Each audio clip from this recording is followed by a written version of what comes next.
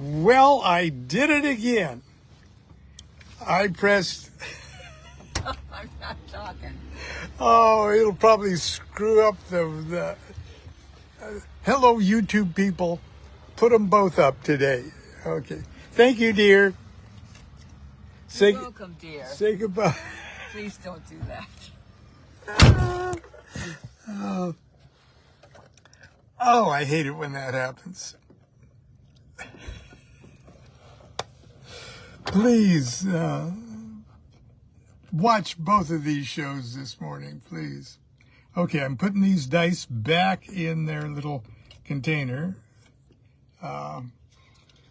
If you're just tuning in to this one, I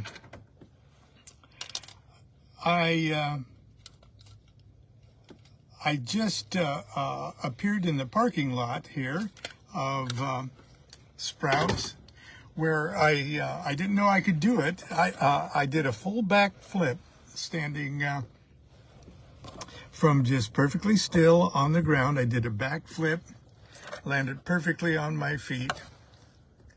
So I hope you saw that on, anyway, today,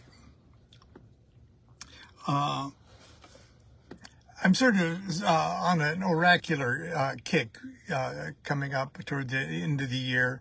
And Facebook always puts up, oh, well, this is what you were doing a year ago, and this is what happened a year ago, and this is who you were eating dinner with a year ago, and things like that. And it allows us the opportunity to see dramatically how dramatically different and dramatically the same things are. And tomorrow I'm going to be sharing with you the sort of like my year ahead tarot oracle, where I use only the 22 trumps, and the last 12 of the trumps are like a special message for January, February, March, April, and stuff like that. So I'm doing it mostly for myself and for my own experiment, if you will, but I'm doing it for you also. Just before the first video, I posted a little message on Facebook saying in preparation for today's talk, I want you to choose one tarot trump to represent sort of advice that you need, frank, in-your-face advice you need to hear. Okay. And those of you that have done that, thank you. Have your card in mind at least. And those of you that haven't, and you have a deck of tarot cards around, choose one of those trumps. And if you don't have one of those a tarot deck around, and you just want to do this oracle with us anyway, if you do have a pair of dice, throw a pair of dice, and remember, not so much the total of the dice, like 7 and 3, 4, but each dice has a number, like Constance just drew for me 3, 3. That's the advice that I need to hear today. So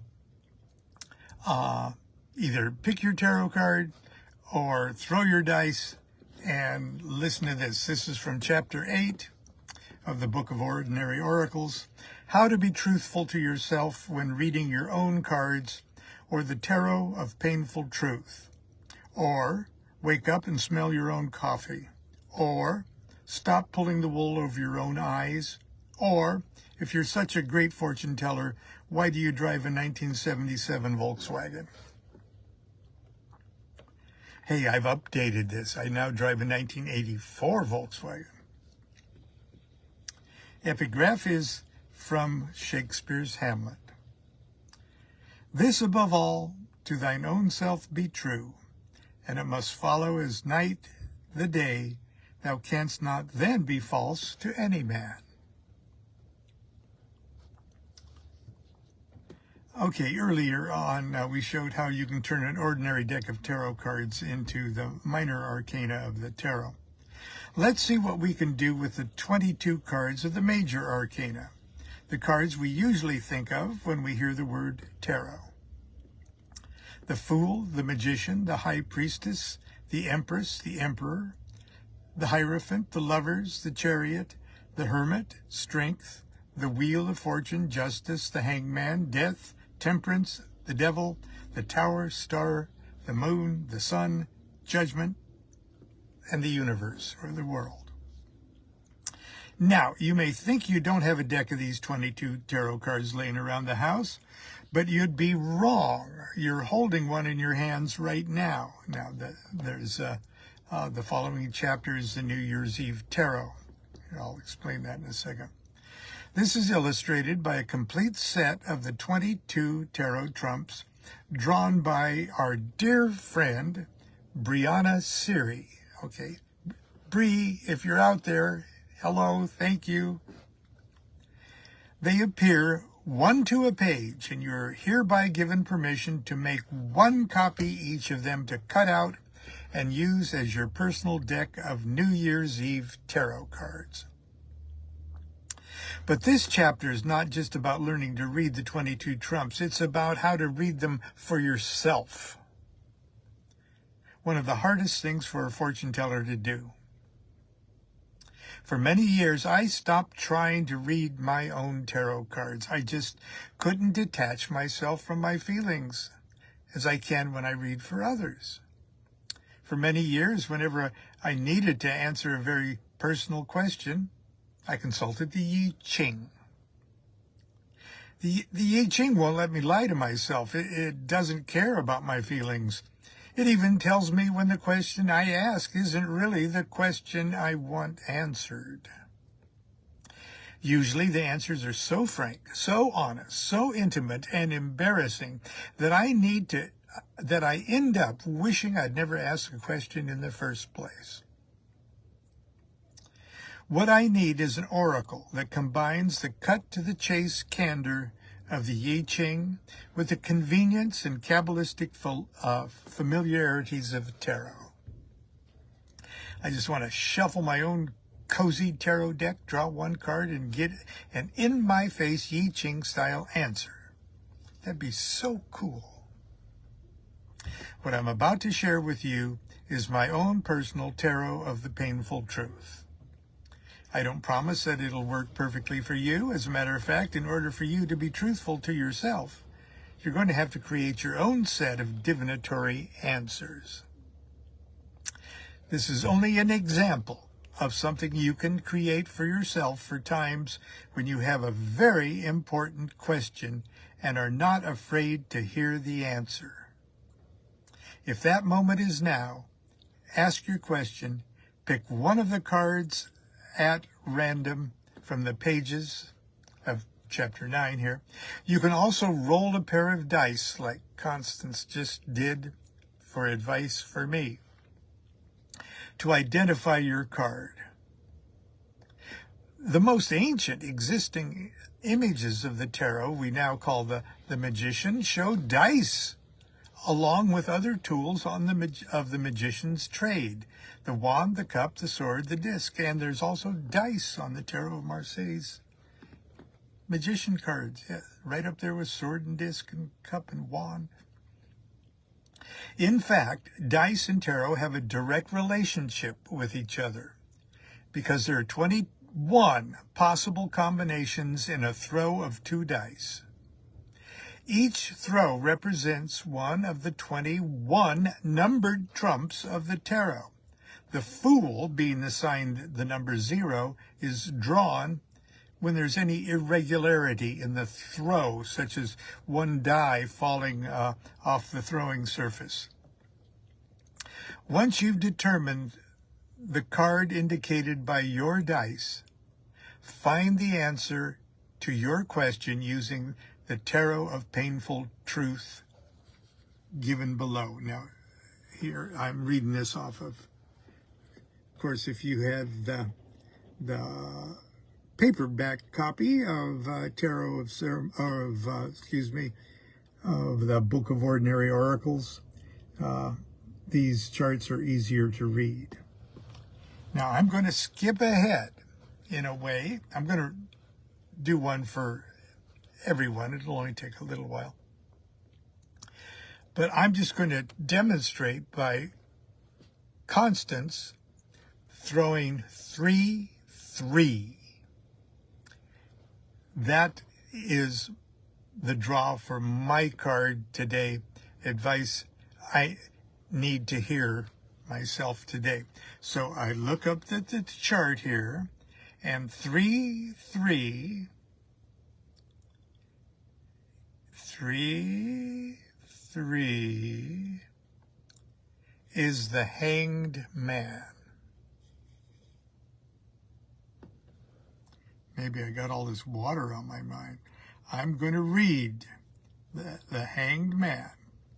And if you drew the Hanged Man this morning for your oracle, this is your advice too.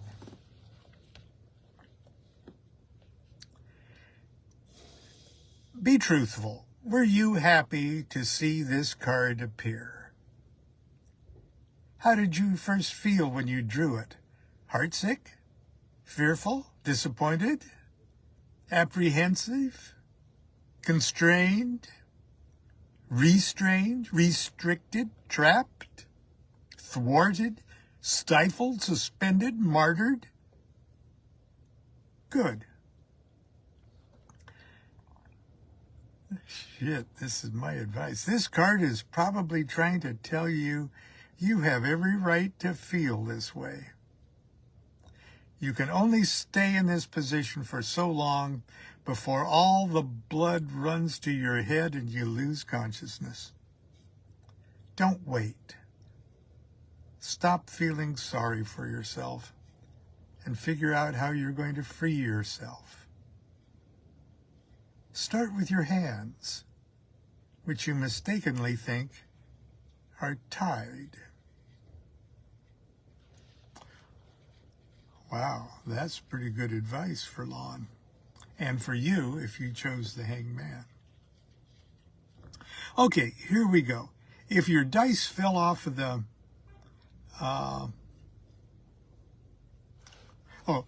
the Tarot of Painful Truth. The Tarot of Painful Truth is that. Painful, as you can see. Some of the answers you'll read below may sound harsh, but they're intended to be so. They are intended to wake you up and shake you loose. So formulate your question carefully, draw the card or roll the dice, and no matter what you think your question is, your answer is... Now, if one of the dice or both fall off of your surface, you've drawn the Fool.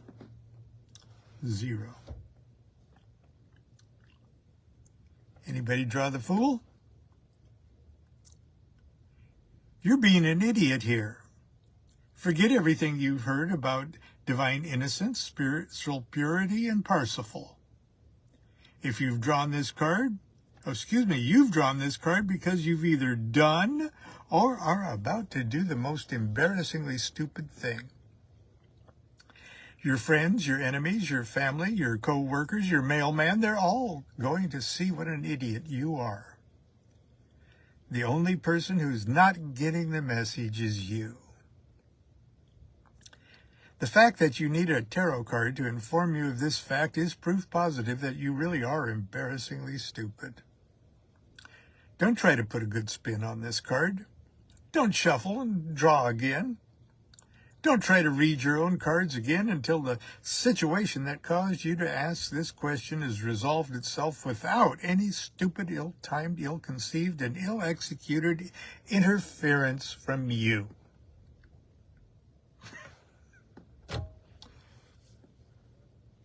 Now, did you draw the Magician or the Magus card?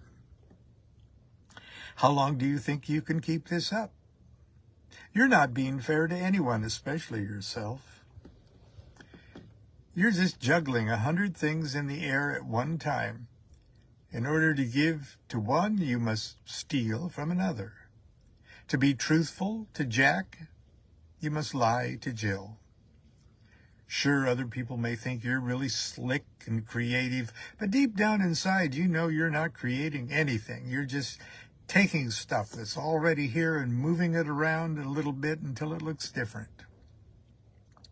Big deal.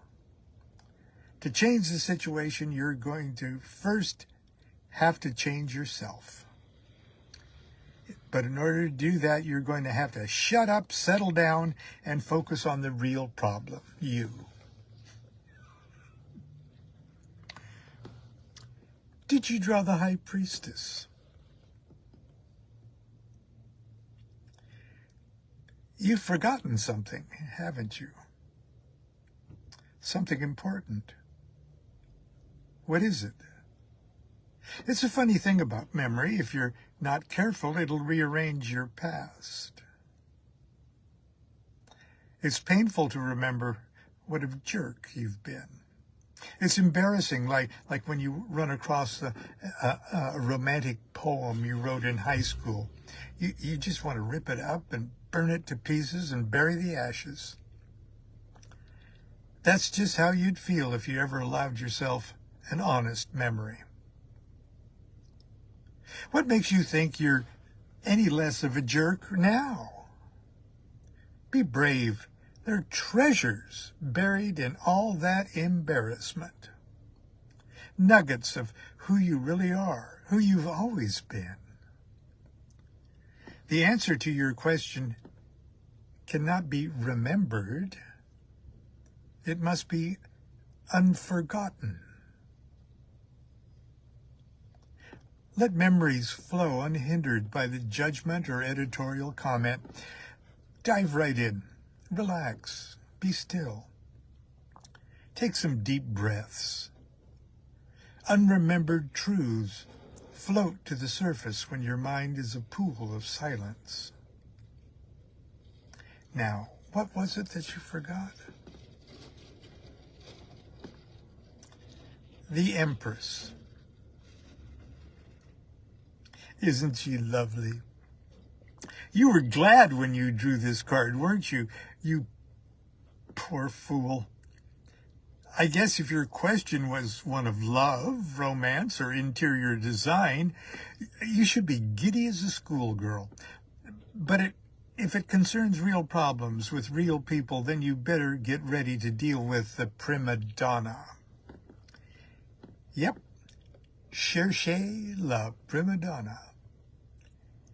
If she's another person, you better be ready to do some real buttering up.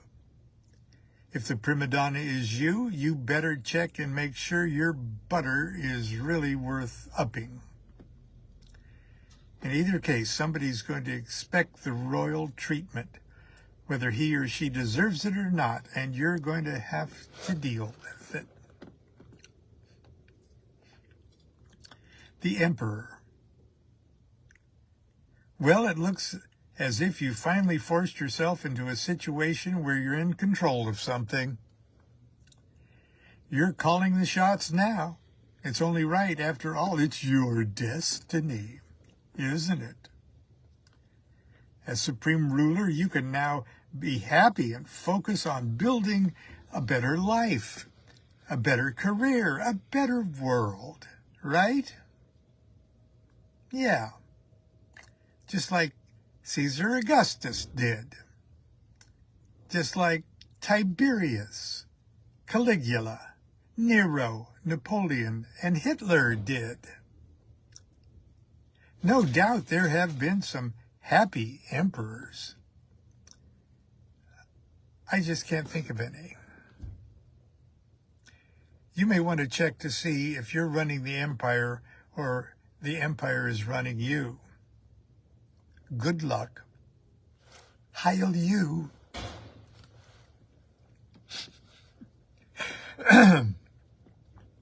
Did you draw the Hierophant? Okay.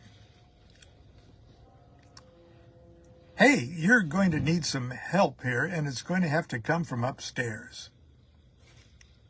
You need advice. You need guidance. You need resources, and you need it from one or more of your superiors. Yes, I said your superiors, your boss, your teacher, your guru, your children, your bartender, maybe even your spouse. Ask for help and listen hard to what they say. It's the only chance you'll ever be superior yourself. Ooh, the Lovers card. Did you draw the Lovers card? Why were you immediately happy to get this card? Is it because you think it indicates wonderful and sexy things are about to happen to you? Is it because you think you're such a great lover that you arouse canine-like adoration from anyone you favor and suicidal heartbreak from anyone you ignore? Wake up. You've got a decision to make. Someone or something may be ready to take you on as a partner. It may be the beginning of a beautiful friendship, provided, of course, you can make up your mind. The choice should be obvious, unless, of course, you're thinking with a part of your body other than your head.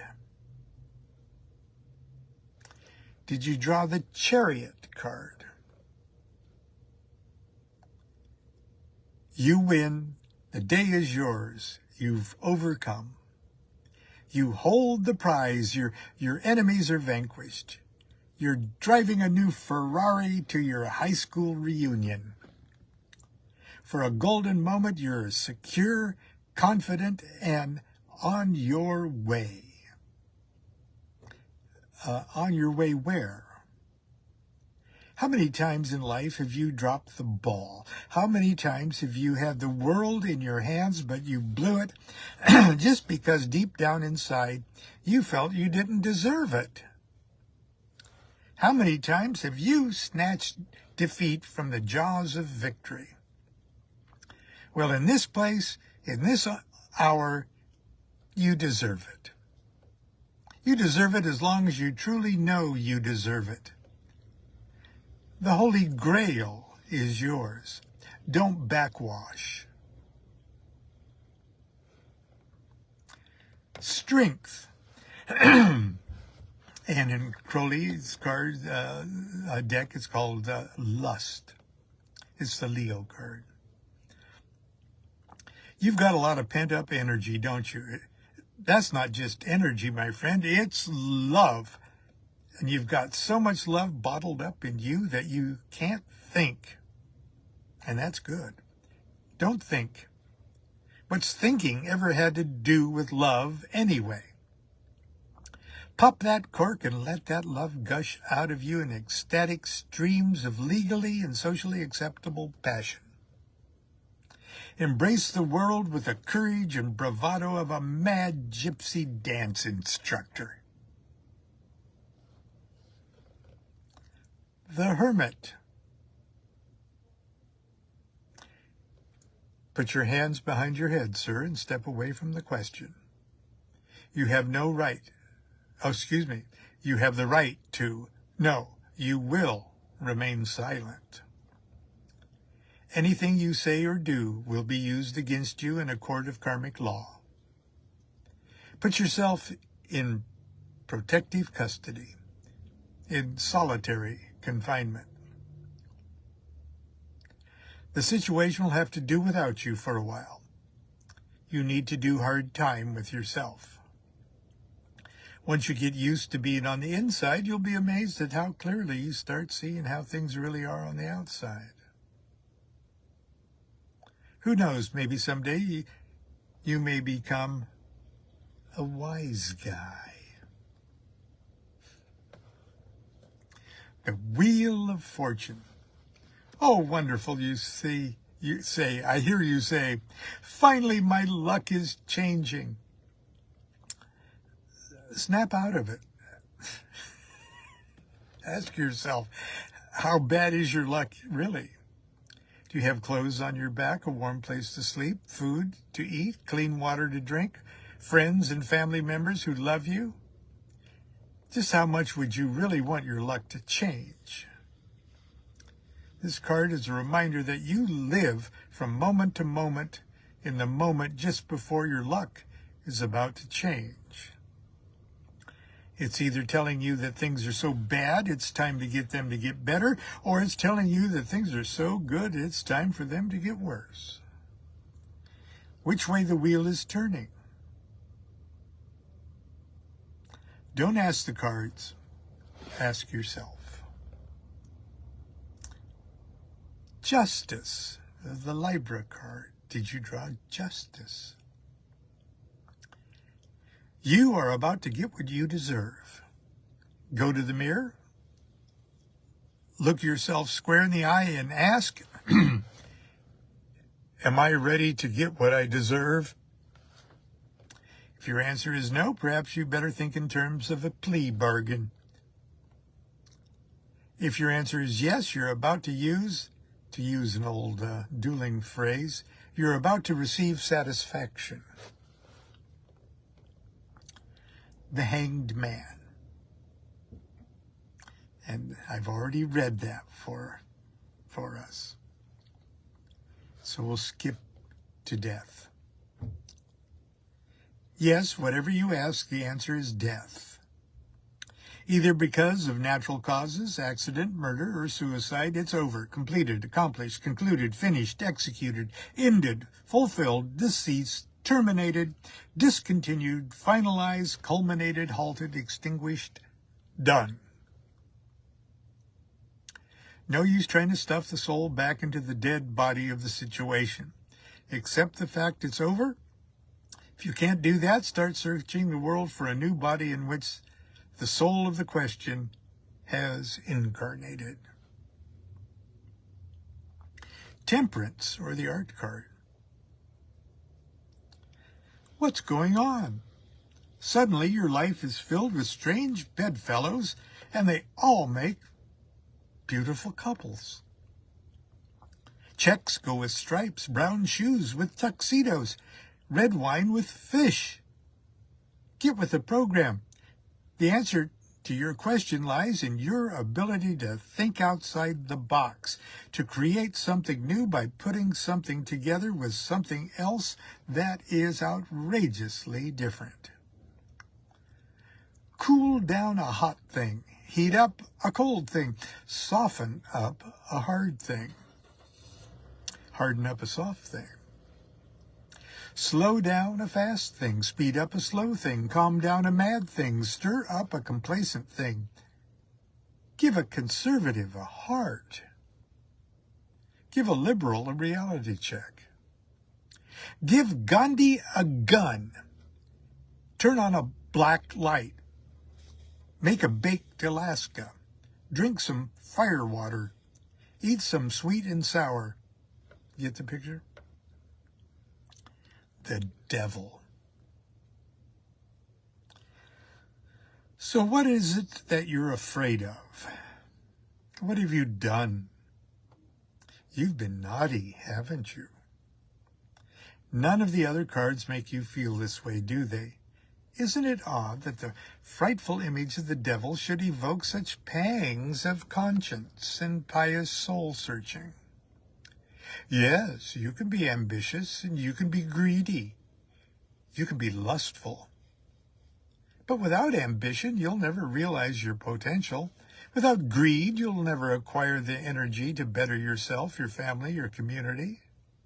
Without lust, you'll never experience the ecstasy of uniting yourself with every phenomenon. Don't be such a phony. Let all that strength and creativity flow through you unencumbered by guilt and righteousness. Don't flatter yourself. You'll never be too frightfully good or too perfectly evil. The Tower. This is my favorite. Your question has a boil on it. Yes, I said your question has a boil on it. A big nasty, swollen, red, hot, throbbing, infected, ugly lump that has stretched the skin of your anxiety until you just want to grit your teeth and scratch and poke and squeeze that burning, unwholesome itch until it erupts with a skin-snapping pop. Blammo! Oh, man, that really hurt. But then you feel so good now, don't you? The poison's been released. The pressure's off. Right now, the situation looks like a mess of blood and pus, but that's quickly cleaned up. Now the healing can begin. Enjoy the explosion. Destruction is inevitable. It's a part of a cycle you wouldn't want to change, even if you could. That is, unless you enjoy growing boils. The star is the next in line, but it's the last one I'm going to read. So let's step to them. Did you draw the moon? You're creeped out about something, or you wouldn't be trying to read your own tarot cards. Now you draw one of the creepiest cards in the deck. Don't even dream about putting a good spin on this. This is the ultimate card of deception. Regardless of what you think your question was, the answer is one of the following. Someone is lying to you. Everybody is lying to you. You're lying to yourself. Someone is not as he or she appears. Something is not as it appears. Nobody is as they appear. You are not as you appear. Nothing as it is as it appears. Or all of the above. There's only one good thing to say about this situation. It'll pass. Like the moon. The sun. If you drew the sun, you conceited peacock. It's all about you, isn't it? No matter what you think your question was about, it's really all about you. Are you happy? Do people love and respect you enough? Are people saying nice things about you? Are they buying your product, your story, your BS? Did the photographer get your good side? Just remember, you're just a glowing mass of gas and dust. Sooner or later, if there's not enough of you, you'll end up a black dwarf. If there's too much of you, you'll become a black hole. Then, who are you going to shine on? Judgment. So it's the end of the world. Big deal, it's not really the end of the world. And even if it is the end of the world, nothing lasts forever.